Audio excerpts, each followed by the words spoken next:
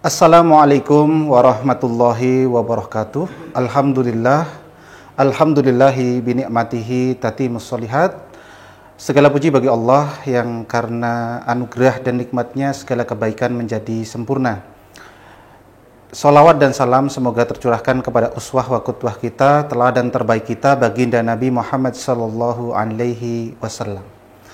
Teman-teman perbankan syariah atau mahasiswa FEBI Fakultas Ekonomi IAIN Surakarta yang saya banggakan, alhamdulillah pada kesempatan yang keempat, melanjutkan daripada pertemuan yang telah lalu, pada kesempatan hari ini kita akan membahas mulai lebih spesifik ya tentang manajemen resiko dalam tataran aplikatif, yang mana pada kesempatan yang keempat ya ini akan kita bahas tentang manajemen resiko strategis baik di bank syariah maupun industri keuangan non-bank yang syariah ya.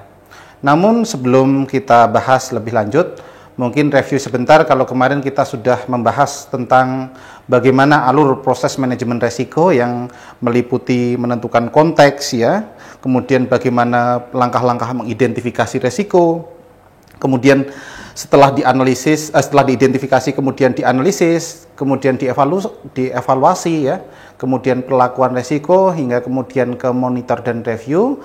Maka secara rinci di sini saya urai ya menjadi kerangka kerja manajemen resiko ya.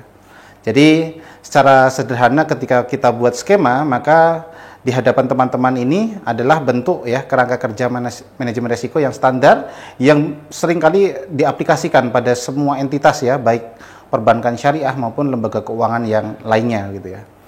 Tentu ya langkah yang pertama adalah plan ya atau merencanakan. Di sini meliputi tentang desain ya, risk management framework ya, membuat kerangka dulu, kemudian sebelum membuat perencanaan juga harus memahami perusahaan dan konteksnya. Ini tadi seperti yang saya sampaikan, alur pertama ya, kemudian bagaimana membuat kebijakan-kebijakan yang sesuai dengan manajemen resiko, yang karakteristik manajemen resiko yang ada di sebuah perusahaan ya.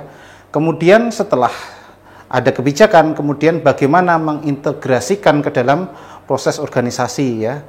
Selain itu pula juga harus didukung dengan akuntabilitas ya, transparansi dan lain sebagainya ya. Kemudian harus diperkuat dengan sumber daya ya. Sumber daya ini lebih tepatnya adalah sumber daya manusia ya. Yang paling urgent dalam hal ini adalah dalam pengaplikasian manajemen risiko. Kemudian bagaimana membangun komunikasi internal dan eksternal. Kemudian menyusun pula yang terakhir adalah yang masuk dalam cakupan plan adalah menyusun mekanisme pelaporan begitu. Kemudian setelah merencanakan tentu adalah do ya, bagaimana melakukan. Kemudian di sini tentu saja mengimplementasikan apa kerangka kerja daripada manajemen resiko itu sendiri ya. Ini juga termasuk di dalamnya mengaplikasikan kerangka kerja maupun prosesnya itu sendiri. Kemudian dilakukan cek, dalam hal ini adalah monitoring dan review kerangka kerja manajemen resiko. Dan terakhir ya, artinya apa? Melakukan evaluasi dan perbaikan secara kontinu atas kerangka kerja yang sudah dibangun ya. Ini dan siklus ini atau skema ini seiring berjalannya waktu akan terus ya mengalami dinamika atau perkembangan ya, yang tentu akan semakin baik apabila dilakukan proses ini dengan betul-betul ya, terutama perusahaan akan mampu bersaing dan berkompetisi dengan hadirnya perusahaan-perusahaan yang baru gitu. Baik teman-teman perbankan syariah, mahasiswa perbankan syariah yang saya banggakan, pada seperti yang saya sampaikan di awal tadi, ini adalah mereview daripada kesempatan yang lalu. Maka hari ini kita akan membahas ya lebih spesifik tentang bagaimana sih aplikasi ya resiko strategis yang ada di bank syariah atau lembaga keuangan syariah yang lain ya. Kalau teman-teman masih ingat, apa sih sebenarnya definisi resiko strategis ya? Maka saya ulang, resiko strategis adalah resiko yang terjadi akibat ketidaktepatan dalam pengambilan atau pelaksanaan suatu keputusan yang strategis ya. atau bisa jadi karena kegagalan dalam mengantisipasi perubahan lingkungan bisnis ya. Ini tertulis dalam Peraturan Bank Indonesia nomor 1323/PBI tahun 2011 dan ini regulasi ini masih relevan dan berlaku hingga sekarang ya. Secara umum penyebabnya adalah adanya strategi yang tidak sejalan dengan visi dan misi bank. Nah, ini menjadi satu PR ya yang biasanya menyebabkan ya, penyebab awal daripada terjadinya resiko strategis ya. Kemudian terjadinya analisis lingkungan strategis yang terkesan setengah-setengah ya, parsial ya, tidak dilakukan secara menyeluruh atau komprehensif ya. Kemudian adanya ketidaksesuaian dengan rencana strategis dengan antar level ya, baik top, middle maupun yang bawah gitu, low ya. Oke, berikutnya untuk lebih mudah memahami bagaimana taksonomi ya dalam resiko strategis, maka saya buatkan skema atau tabel sederhana. Di sini teman-teman bisa melihat bagaimana potensi-potensi yang muncul dari resiko strategis ya. Yang pertama tentu adanya perubahan peta persaingan bisnis ya. Di sini setiap perusahaan, lembaga apapun ya, baik perbankan, perusahaan dagang, perusahaan manufaktur dan lain sebagainya, pasti memiliki masalah resiko strategis ya. Tak terkecuali perbankan dan IKNB begitu.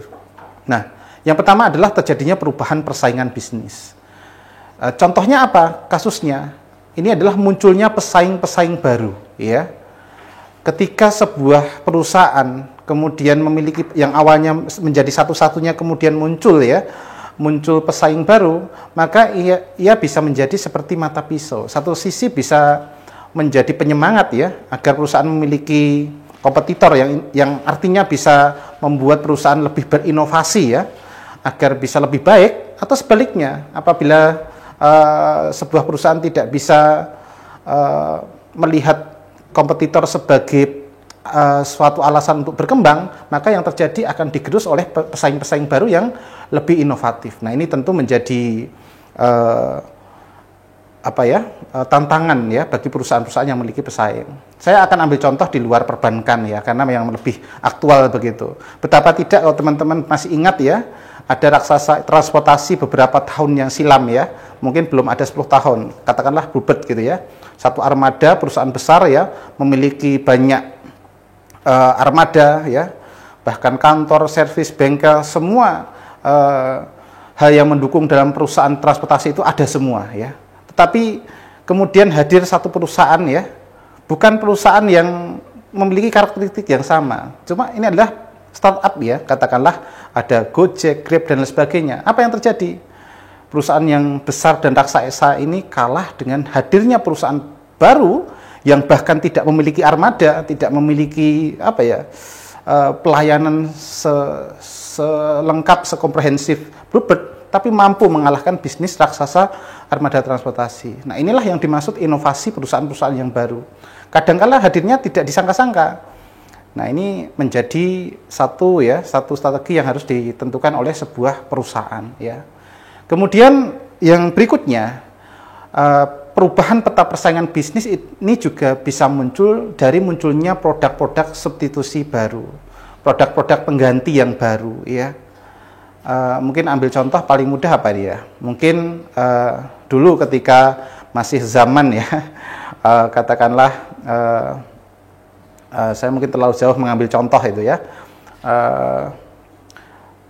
Dalam hal masak-memasak misalkan dulu masih menggunakan minyak kemudian beralih ke LPG. Nah, bagaimana kemudian bisnis minyak jadi jatuh dan lain sebagainya. Mungkin teman-teman nanti bisa membuat contoh-contoh yang lebih aktual, lebih baru nih ya. Contohnya seperti itu. Kemudian yang kedua adalah terjadinya atau kurang tepatnya perumusan sebuah strategi pada sebuah perusahaan ya. Tadi saya katakan di awal, strategi yang diterapkan tidak sejalan dengan visi misi dan misi bank. Ini juga menjadi penyebab ya suatu organisasi beresiko memunculkan resiko strategis. Kemudian analisis lingkungan strategis yang tidak komprehensif ya, tidak mengenal perusahaannya dengan baik ya, hanya sepotong-sepotong, setengah-setengah. Nah, ini juga menimbulkan ya, karena ada potensi misinformasi terhadap perusahaan itu juga relatif tinggi. Kemudian ketidaksesuaian rencana strategis antar level strategis, baik yang di top manajemen, middle management, low management tidak sesuai atau tidak kompak. Ini juga tentu menjadi penyebab sebuah organisasi tidak akan berkembang dalam fase yang lebih jauh, terjadinya resiko strategis. Kemudian ada masalah juga yang menjadi penyebab resiko strategis adalah tuntutan berinovasi, yang biasanya memang ini bisa terjadi karena kurangnya penelitian dan pengembangan, atau bahasa kerennya itu research and development-nya ini kurang ya. Ini juga bisa menyebabkan satu perusahaan ini stagnan, bahkan digerus ya. Karena kita tahu ya, perubahan itu seringkali sangat cepat, dinamis sekali ya, apapun itu ya. Bahkan kita tahu dulu ya, sebut saja sebuah raksasa ya, perusahaan telekomunikasi ternama, siapa yang tidak tahu mereknya ya, Nokia ya. Karena kurangnya penelitian, pengembangan, dan mungkin kurangnya inovasi, maka yang terjadi apa? Mudah sekali digantikan oleh produk-produk yang lebih inovatif, lebih menarik, dan lebih canggih, mungkin bayangin seperti itu. Nah, itu contoh ya. Kemudian kurang adaptif terhadap kemajuan teknologi. Saya ambil contoh yang sama. Ketika Nokia tidak mau menerima perkembangan Android, ya mungkin sangat optimis dengan Symbian-nya, maka yang terjadi apa? Ya tadi, budaya dan gaya masyarakat yang berubah tentu akan menjadi ancaman bagi perusahaan yang hanya mengandalkan satu produk atau satu produk-produk yang lama dan tidak berkembang begitu. Kemudian tentu ketika tidak ada perbaikan proses bisnis, ini juga menjadi masalah dalam tuntutan berinovasi. Kemudian yang keempat, yang termasuk dalam ruang lingkup resiko strategis adalah perubahan lingkungan makro ya.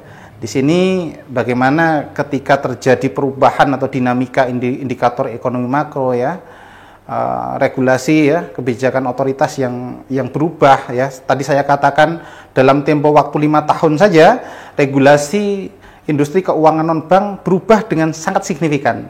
2015 dikeluarkan, 2020 dimunculkan regulasi yang baru yang benar-benar merubah regulasi yang awal. Nah, ini tentu kan menjadi tantangan sebuah perusahaan untuk beradaptasi ya dengan regulasi-regulasi yang baru. Kemudian perusahaan juga dituntut untuk melakukan kerjasama regional. Kalau dalam perbankan mungkin bekerja sama dengan bank-bank yang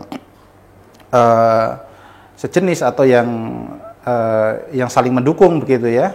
Karena memang di era sekarang ya, globalisasi ya, era MEA, APEC, dan AFTA dan lain sebagainya ini memungkinkan untuk bekerja sama lintas negara begitu ya. Kemudian yang kelima adalah perubahan perilaku stakeholder ya. Ini tentu sebuah perusahaan ya, dalam hal ini perbankan, ini juga harus melihat bagaimana perubahan perilaku nasabah ya. Ketika sebuah perbankan melihat bahwa potensi nasabahnya adalah generasi milenial, maka juga harus mengamati bagaimana gaya hidup seorang milenial ya, praktis ya, tidak ingin repot-repot, maka sebuah perbankan juga harus menyesuaikan ya, berkembang dengan menyesuaikan karakteristik nasabah yang baru ya. Kemudian perubahan perilaku pemasok dan lain sebagainya ya. Kemudian perubahan perilaku pemegang saham ya. Kemudian juga bisa mungkin perubahan perilaku karyawan, ini juga menjadi sebab terjadinya resiko-resiko strategis. Nah, tentu harapannya dengan membuat taksonomi resiko strategis seperti ini, sebuah perusahaan dapat menganalisa ya, apa saja yang menjadi masalah ya, atau potensi masalah dalam resiko strategis, untuk kemudian memberikan prioritas mana yang harus diselesaikan terlebih dahulu dan mana yang penting untuk diselesaikan terlebih dahulu. Mungkin ini contoh sederhana dalam manajemen resiko strategis ya. Silakan teman-teman nanti saya himbau untuk sering-sering membaca beberapa buku atau regulasi dan sebagainya untuk memperkaya khasanah keilmuan teman-teman. Cukup sekian materi tentang resiko strategis pada kesempatan hari ini. Dari saya mohon maaf apabila ada yang kurang berkenan. Akhir kata, wassalamualaikum warahmatullahi wabarakatuh.